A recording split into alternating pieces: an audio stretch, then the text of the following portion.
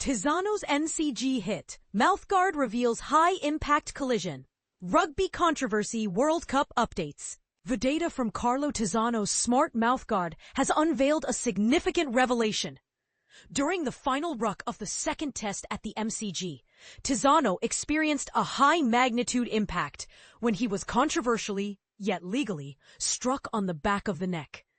This information surfaced shortly after World Rugby's chief, Gilpin, expressed his discontent regarding the backlash from Schmidt and others concerning rugby's dedication to player safety, highlighting the advanced instrumented mouthguards as proof of their commitment. In a media briefing in Sydney, where Rugby Australia, RA, and World Rugby announced the ticketing initiative for the 2027 Rugby World Cup in Australia, Gilpin defended the organization and expressed support for referees. He and WR chair Brett Robinson had to confront the uproar surrounding referee Andrea Piardi's choice not to penalise Australia in the closing moments of the second test against the Lions. This decision allowed the Lions to score on the subsequent play, clinching both the game and the series. Schmidt vehemently argued that Jack Morgan should have been penalized for the neck hit on Tizzano, claiming that the ruling contradicts the significant push for player safety that World Rugby promotes. Gilpin mentioned that a review involving WR referee leaders, RA, and the Lions would be concluded by Wednesday. When asked about the polarized reactions to Piardi's decision, Gilpin remarked, "It is disappointing when the response suggests that player welfare is not taken seriously, as we have diligently worked to establish that narrative. It is widely recognized that we prioritize player welfare in its broadest context." He continued, "The advancements we are making with instrumented mouthguards, along with extensive research and scientific investigations, reflect our commitment. The evolution of the game's laws in recent years has focused on maintaining a thrilling physical contest while ensuring maximum safety. This balance is indeed challenging when it comes to player welfare statements." Later, in an interview with Stan Sports Lions Central, Schmidt defended Tizzano, who has faced criticism from certain British media outlets and Lions supporters, labeling him a diver. Schmidt stated, "I just caught the tail end of Gilpin's press conference after our training session. Regarding the instrumented mouthguards, I feel sympathy for Carlo, as instrumented mouthguards, IMGs, were introduced globally by World Rugby last year for all players in elite competitions. These devices capture data when players' heads endure forces that, if severe enough, can alert medical staff to evaluate a player for potential concussions. Although Tizzano received treatment for his neck at the MCG, the data did not trigger a head injury assessment, HIA. Schmidt emphasized, to protect Carlo, it's crucial to disseminate the information that such a level of force initiates a chain reaction. That's the key takeaway. That impact was nearly double what is recognized as a high-magnitude impact. World Rugby plans to share the findings of the referee review with the teams, but will not make them public, according to Gilpin. He explained that this decision aims to safeguard Piardi and the match officials, as online harassment has led to mental health issues for referees and even threats against their families in recent years. Gilpin confirmed that Schmidt would not face repercussions for his post-match remarks, stating, "There's a lot of understandable emotion involved. Joe's comments have shown respect for the challenging role of match officials. While he may disagree with the decisions made, he has not questioned the integrity of our referees." Robinson added that match officials undergo a thorough review process and, like players, can face consequences regarding future appointments. "Our team reviews the match, and there will always be aspects that work well and others that do not. Ultimately, referees are held accountable. There's a perception that they are not, but based on their performance over time, referees can rise or fall in rankings and be selected for test matches accordingly." However, Robinson also stressed the importance of World Rugby supporting whistleblowers, referencing the public backlash faced by Nick Berry during the 2021 Lions tour of South Africa. Nick was subjected to severe public criticism, and even today, he is still recovering from that experience. I feel a strong responsibility to protect referees. In announcing the ticketing program for the 2027 Rugby World Cup, RA and World Rugby, the co-organizers, disclosed that 1 million tickets would be available for $100, aiming to make the tournament more affordable and accessible. With the addition of 4 new teams, a record 2.5 million tickets will be sold, with adult tickets starting at $40 and children's tickets at $20. A limited number of new superfan passes will also be available next month, guaranteeing 4 tickets to any match, including the final. Tickets will go on sale in phases starting February 2026, following the draw in December. All 9 matches of the British Irish Lions tour to Australia will be available live and on demand on Stan Sport, with Wallabies tests broadcast in 4K. All test matches will be aired live and free on Channel 9 and 9 Now. Stay updated on the British and Irish Lions tour with news and insights from Australia's top rugby writers. Sign up to receive special editions of our sport newsletter. Wallabies versus Lions, a new beginning for Australian rugby. Highlights analysis. A night of heartbreak and hope.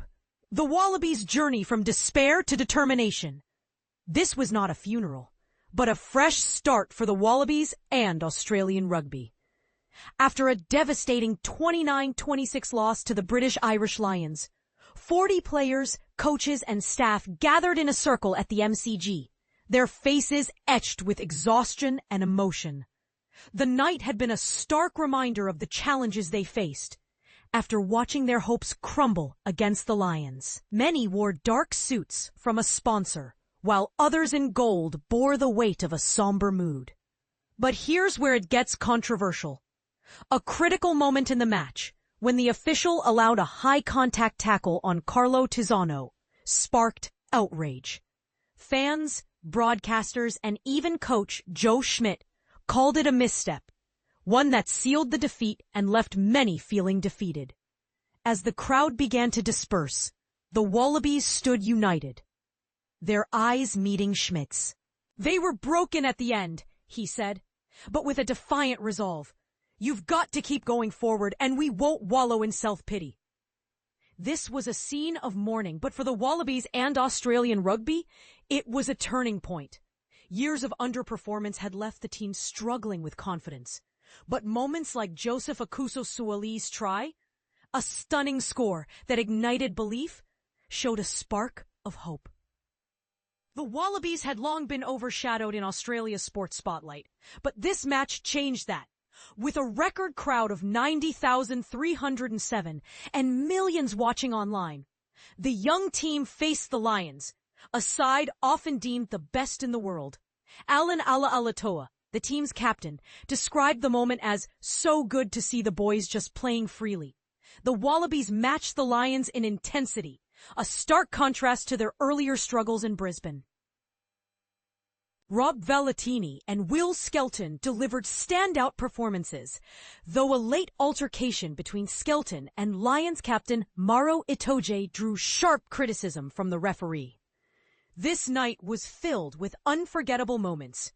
Harry Potter, the Victorian winger, played bravely before being forced off with a suspected hamstring injury, while fullback Tom Wright comforted him with a heartfelt gesture.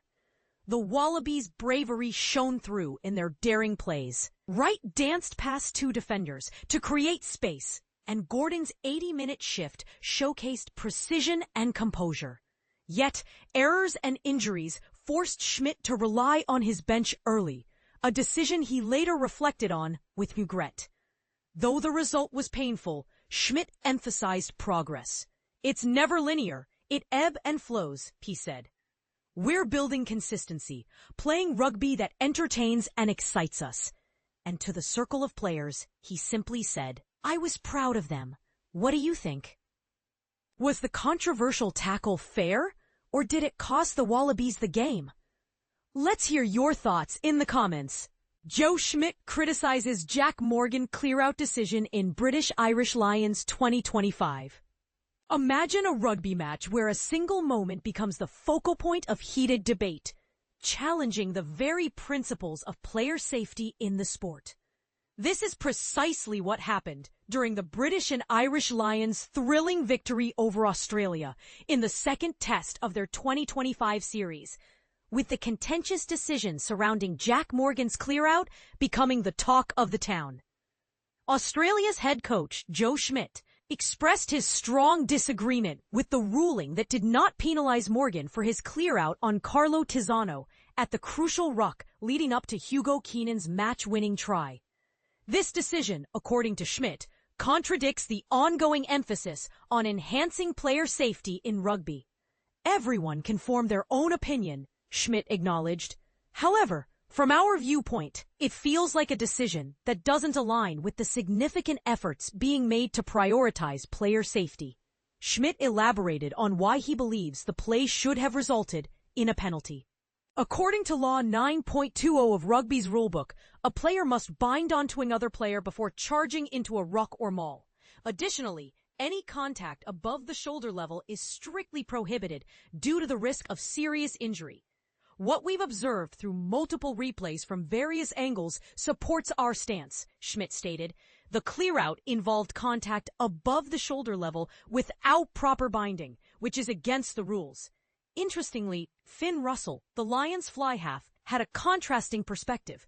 He praised Morgan's performance, describing it as a textbook clear-out. Russell suggested that Tizzano's reaction after going down, clutching his head, might have influenced the official's decision to review the play. When you see it in replay, it clearly demonstrates that it was a textbook clear-out, Russell explained. Jack Morgan executed it perfectly. The question mark arises from the aggression used. But it shouldn't be questioned, given the rules. Similar to Russell, Andy Farrell, the Lions head coach, defended Morgan's actions. He argued that the officials seemed overly cautious, reviewing nearly every aspect of the game. It was a brilliant clear-out, Farrell emphasized. I couldn't understand why they revisited it. The referee made the right call, in my opinion.